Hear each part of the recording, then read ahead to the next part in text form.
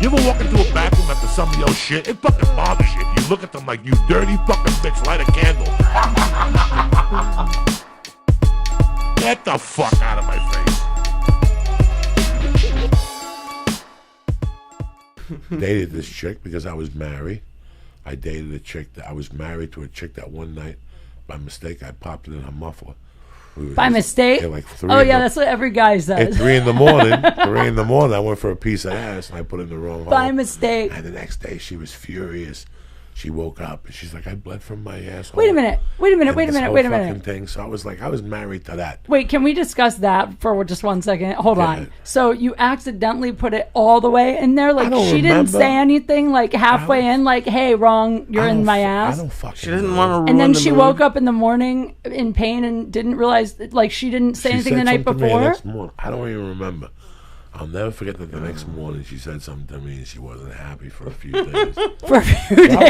I was, I went from being like a lunatic to being settled down for 6 years. I bumped into a few pieces of ass along the way, but nothing too crazy. There used to be this girl. She used to make fucking cheesecake. She was from Hawaii. She grew up in Hawaii. And she used to make cheesecakes at this fucking cheese place. It was it was called like a cheese restaurant, but they made sandwiches. But she worked behind the register. She made cheesecakes. Okay. And she was from Hawaii, and she was tremendous. I met her when I was about 19, and she probably was about 20. She had a boyfriend named Kip. And I was friends with Kip and his Goomba. And we used to go up there, and she would give me a slice of cheesecake. Oh, I bet. She was tremendous. She was beautiful. She was blonde, real big fucking tits, real. Yeah. Like fucking Playmate type tits that were real, banging body. I liked her very much. I respected her. She had a boyfriend. I spoke to her. I talked to her from time to time at the pool and shit. Lee doesn't believe Real it. big And I went to fucking tits. I respected her. I went to Jersey for 9-10 months. I don't know how much I respect. When I came back, she was still there, but now she was dating a Spanish dude, like from Spain. That was a chef at Paul of France. And she was in love with him and shit. Nice. And fucking, we used to double date. Me, the girl I was married to at the time. No, I wasn't married to her. The girl I was. You were gonna marry. Yeah. And the Spanish dude, I used to be a house sitter, and I used to, instead of bringing them to my side of the house, I would invite them to the big side, and we had a jacuzzi, and from the jacuzzi you walked inside, and there was a steam thing, like a steam room, and then there was a sauna. Yeah. Then there was a shower. So, for a few weekends on Friday nights, they would come up, and we'd get a few 8 balls, and we'd all go in the jacuzzi, and she'd have a little fucking bikini on, and from time to time, she would ask me creepy things, and I was friends with her. She'd ask you creepy things, like yeah, what? Like, are those the only towels? Why Is that creepy? Are those the only towels? I don't fucking know. Like she would say, those are the only towels because I would need like a bigger towel, like to make me get out of the jacuzzi or something. Oh, she just wanted to watch you walk away. No, I didn't like. I don't know what the deal was. So I want to see photos of you back then. I just sent you one. Oh, that's right. Yeah, but you couldn't see your body. Or so I was yoked. So fucking. You don't need to see it. Just. So this went on for weeks, and one Friday night I went and copped from this chick named Neely Bermant. She had some fucking grade A cocaine. I mean, it was fucking tremendous. She gave it to you on wax paper. I mean, she was. What? Yeah, everybody was like giving it to you. Everybody was giving it to you aluminum foil then or bindles. She was giving it to you in wax paper, but she wouldn't sell you nothing less than a quarter ounce. Like you, and it was $700 for a quarter ounce. The coke was that fucking good. It was right off the clip. They ended up blowing that dude up in his Jeep. The guy she was getting the coke from, they blew that dude up in a fucking Jeep and shit. Blew him up? Blew him up with a fucking... Jesus. That coke was coming direct from the fucking Cali cartel. Yeah. And let me tell you something. What? We went back, we were at my house, and this shit, at the time, the chick who turned me on to this other... They were lesbians. Mm-hmm. I was friends with a lesbian chick, and one night she gave me a blast, and I was like, what the fuck was that? And she goes, this is the shit I'm pimping. She was friends with the hot blonde with the big tits. No. She was friends with the drug dealer, so she turned me on. So I went back to my place with this nitro coke, And I gave us each a couple lines, and we're having a good time, and we're talking, and me and the guy are talking Spanish. And she gets up, and she walks out of the tub, kind of like creepy, and looks at me. And I see that she walks in, and she goes into the steam room. And I go, you know what? I gotta play this fucking hand. No. I'm a savage, right there with my... Your girl's in the hot tub. My girl's in the hot tub, Oh, to hug shit. her. And I get up, and I walk right in there. And when I walk into the fucking steam bath, she's sitting there with the steam on. Naked. No.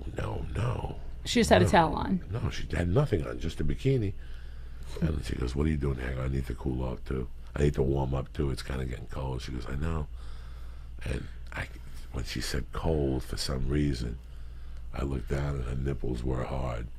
For some reason. And I just looked her straight in the face and I go, take that top off. Like, I just couldn't take it no more. Did she do it? Fuck yeah. They all do it. I can't believe they all do. Sure. I wouldn't do that. Yes, you would. No, I wouldn't. When you got banging titties like you, or when you got 3 or 4 lines in you, okay, maybe. somebody says those tits are tremendous. Maybe. Take a little peek at those things. She dropped them, put it back on, and that was it. Oh, that was it? Yeah, oh, that's not bad. No, hold on. What do you mean? The story gets deeper and deeper, like the Madonna song. He's pissed, by the way. He's like, just what pissed do you mean that's it? Deeper and deeper and deeper You're and giving deeper. me such... By the way, this story is making my trust issues with men so much worse because I This is can't believe your crazy. girl's in the hot tub and you're doing this. I come back to the hot tub. We hang out till about 4, but the chef had to go back to work at 6:30 in the morning. Man. And he kept saying that I can't snort at the 4 because I have to be at the restaurant at 6:30. So she was leaving. I said, I'll see you at 6:30. Just like that, dog. And she looked at me and she went like this. They left. I fucking went back, gave my wife a stab and ate her monkey. She passed out. I gave her one of those Cosby pills. I took a Cosby pill. I went inside, watched porn, jerked off. And at about 6:15, I marched down to a house. Jesus Christ. I was too fucked up to drive. I walked down there like a soldier. No. I knocked on the door. She answered the door with a robe. No. I showed her the rest of the bindle. And I walked out of there at lunchtime with fucking red cheeks and a fucking worn-out helmet. Shut up. You fucked your girl, your wife, not your wife yet. Then you jerked off. Then you went and fucked her? No. Then he took a walk.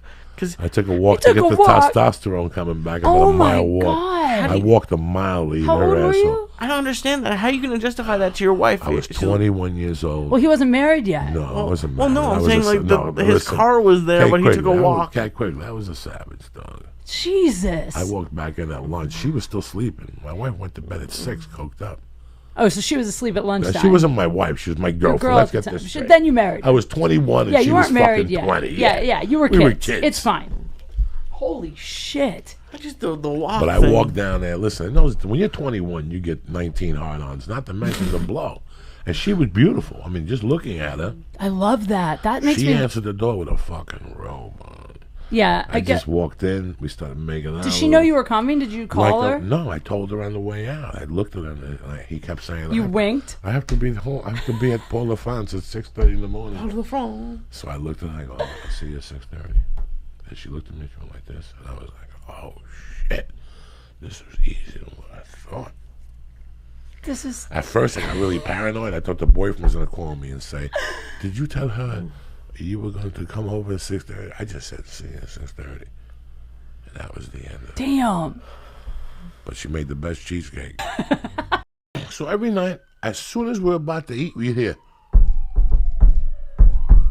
Every fucking night, as soon as, like if we were cooking like a steak, and listen, brother to brother, you know I ain't gonna lie to you. I would get off the bus, and I would walk into City Market, and I would buy like a jar of peanut butter, but I'd have a pillowcase, and I'd take 2 steaks, a package of Oscar Mayer salami, a head of lettuce. I would pay for the head of lettuce. I would pay for the mayonnaise. I would take the 2 lobster tails, the 2 steaks, and I'd buy like iced tea mix. And I'd walk, and I'd go up and talk to the owner. How you doing with the lobster tails and the steaks in the bag? And I'd go home and we'd cook fucking salad with Oscar Mayer with Italian vinaigrette and the whole thing. I mean, we did this every night, the same fucking meal. That's how crazy I was. But every night, as we were gonna go cutting the fucking steak, there was this guy Ken, and he was from Kentucky.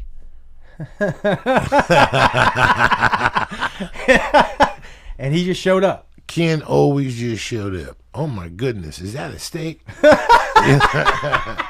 Last time I had myself a steak, it was a beautiful summer day, and he would just go on for, is that a bong?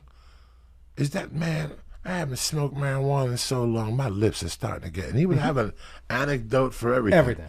And I would tolerate him because I'm a comic. You know, at that time I didn't know anything about comedy, but he made me kind of laugh.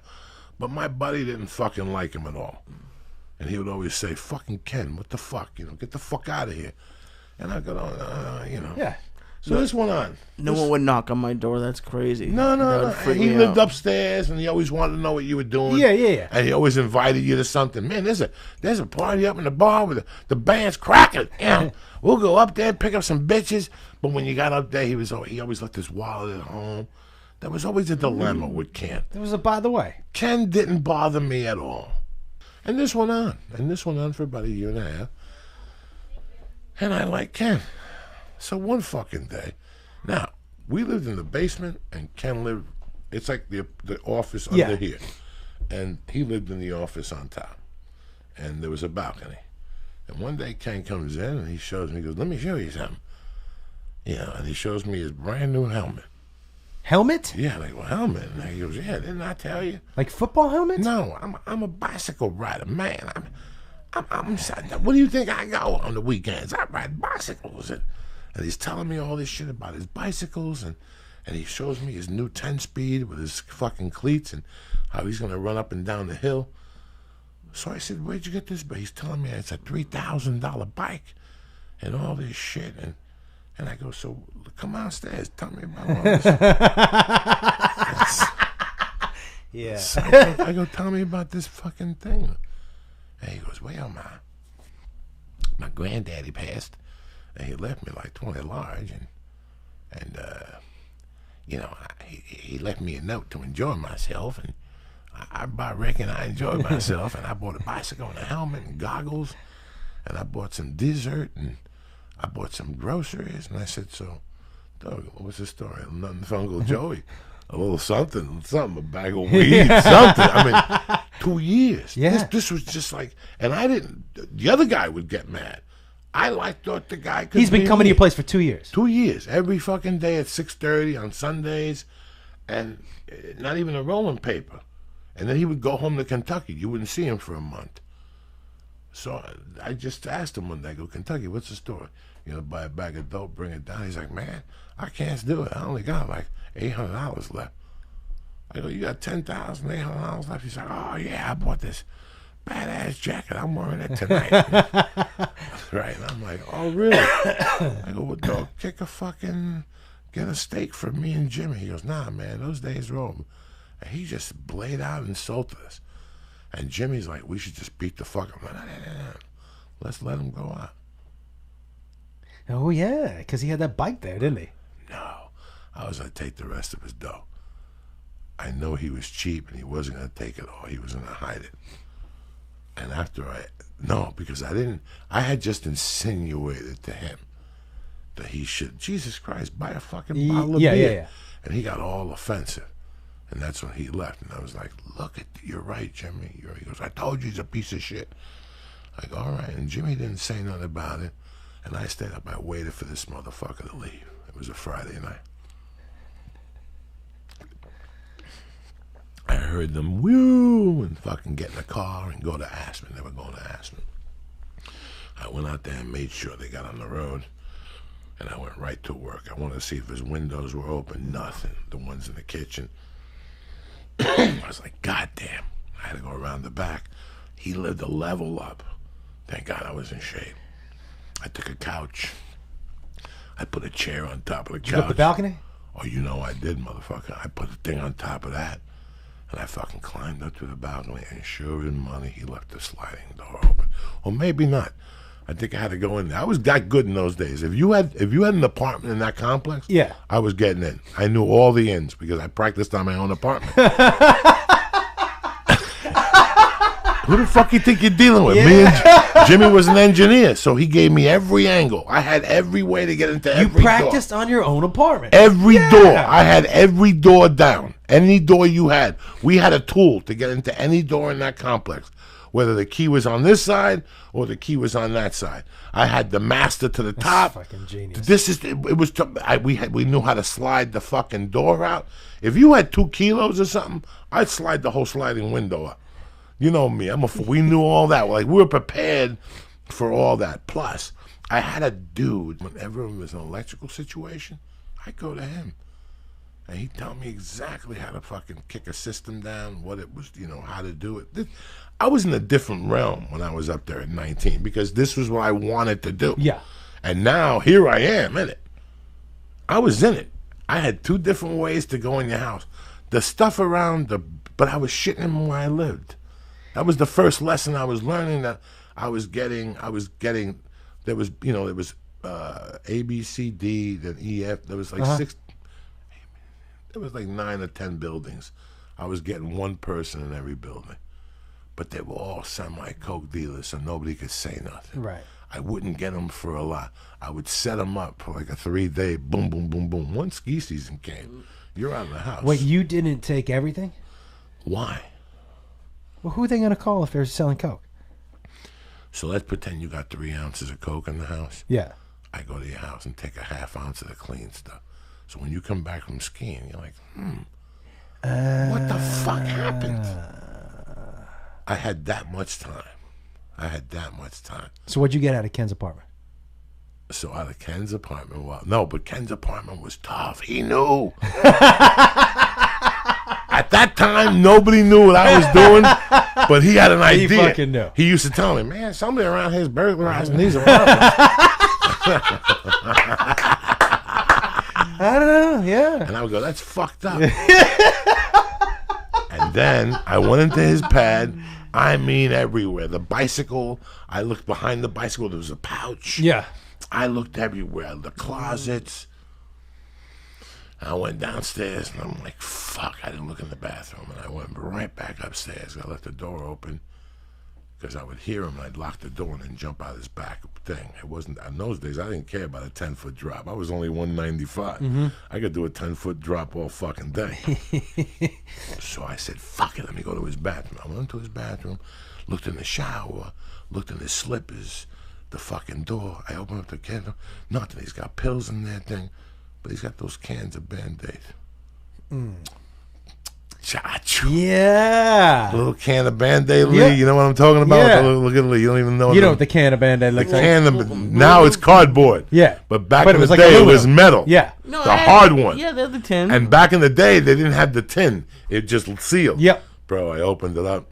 I looked in there, and there it was. Ben Franklin after Ben Franklin. How many? After 8 of them. But I knew it would break him. It was the last of his Did you Geeters. take it all? Every single dime. Now, if he would have bought a steak, I would have taken a deuce, just as tax, and closed the seal. Yeah. If he bought a steak, you still would have broke in? Sure, just to test my knowledge. You know what I'm saying? In those days, I told you, I was 24/7. I had to test my knowledge. Even my brother Lee, I would have gone into your room. He's got $2,000. All I need is $55. He ain't gonna bother. He ain't gonna bother me. Yeah. Shit. You know what I'm saying? He's my little dog. Look at him. So you got 800, and did he come down to the apartment? The next day with a piece of like Scotch tape. And he goes, Diaz, wake up. Wake up, man. I got home from dancing last night and somebody broke into my goddamn house. But, I got a fingerprint off the balcony. And I knew I wore gloves. Yeah. You know me, I was a heel. In those days, I had like the boxing gloves in the back. Wait. I had a You broke in wearing boxing gloves? No, what are you, retarded?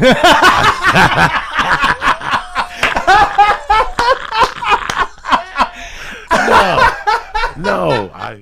Lee went down to San Diego with his mom, and they were having a good night. And Steve Simone was very nice, and he asked Lee to open up the show. And before this, for the last 3 weeks, I have been laughing at this by myself because I know, I tell you guys that if you're an accountant or a banker, once somebody comes to you with a problem, you've been doing it so long, you can figure it out. You could tell them the answer just from listening to what they're telling you. You know, Lee calls me up. I go, how'd you do? that Monday night he had gone up at the Comedy Store. He did great. I think it was a Tuesday or Wednesday. He went to La Jolla, and he said he did the same set. But on the way up, something happened on the way to the dance. When he got to La Jolla, Lee was all ready. His mom was in the audience. He's ready to go up on stage. And the guy is playing the piano and he's singing songs. Right? The guy just sits there for an hour in La Jolla. And between you and me, you want to shoot yourself. He's the nicest guy in the world. I love him to death. I've known him for 20 years, 20 plus years. He's Vicky Barbelak's husband. But he's up there playing the piano. Oh, that old black magic got me in its spell. And after 20 minutes, you want to shoot yourself. You're like, why am I listening to this bar mitzvah music for? So anyway, he plays the music. He does a great job with it. He really does. He's playing the piano. He's like a one-man band. And every once in a while, he brings a guitar player friend who looks like he's 3 days from dying from cancer. Was he down there that night? No, just him. Play the guitar. He's got like a guitar friend that looks like he's 3 days away from chemo. Like, he's done. Even the chemo threw him out. They were like, listen, we can't do that with you. This guy's a relic, and he's up there like, playing the electric guitar. You think you're in a dream. You think you're like, I'm living in a dream. This is not happening. Lou. No, Lou's the piano player. The piano player. Yeah. That's his name. So it wasn't Lou who messed up your name? It was. Yeah, that's what I'm saying. No, I thought you were saying it was the guitar. No. The guy's name is Lou, and I love Lou. For years, every time you saw Lou, you're like, Lou. So Lee's about to go on stage. He's on the side. He's at La Jolla Comedy Store. His heart is into it. And all of a sudden, Lou goes, are you guys ready for a beautiful night in La Jolla? And they clap. Yay! Steve Simone's in the house. Let him hear it again. Are you ready for a great night at the Comedy Store? Yay! Coming to the stage, Mr. Lee Swat. Listen to me. And it was funny because I always ask him how he did, and he goes, I did okay. It sucked. I didn't do good or whatever. This time he was like, I bombed. But then as the story got deep, he goes, oh, the guy called my name wrong on the way up to the stage. Right there, I knew exactly what happened. He cracked him. Sometimes you just crack as a comic. You hear your name called wrong, and you can't figure it out because you already went through it with him 20 times what your name was. How do you pronounce that? Look, my name is Joey Diaz. You can't mess that up. Yes, you can. Go to Utah, Montana, Diaz. Wyoming. You will hear dialects of my name that you've never heard before. Especially when I used to do those rooms in Riverfront, Wyoming and all those. Oh, my God. I remember there's a Hindu hotel that does comedy in Wyoming. The nicest family in the world. And they run the hotel. The hotel smells funny. You can't wait to get the hell out of there. There was no late check-in. Like, stay, my friend. You could stay. And you're like, I got to get out of here. The smell of your sandals give me a headache. The whole hotel got the coronavirus. Because of the smell of the sandals. I didn't even know what hummus smelled like. I don't think there was hummus then. They were nice people. And I still remember going up there, and the guy brought me, like, Diaz. Right. I know this story. And you could sit with me for days and go, I thought about it. I really didn't crack. Listen, I've been there. Because I was doing comedy at that time about 4 years, and I had never heard my name. And I'm all fired up. I'm about to feature and stuff. And all of a sudden, the Hindu brought you up. Like, he was the house MC. Oh, no. And he was also the hotel, the front desk clerk. You have no idea. This is what people don't know. And you're sitting there going, what? And there's a bunch of white people in the room, and he's up there Hinduing it up. Like, coming to the stage. And you're like, this is not happening. This cannot be happening in my life. Why did I get into comedy?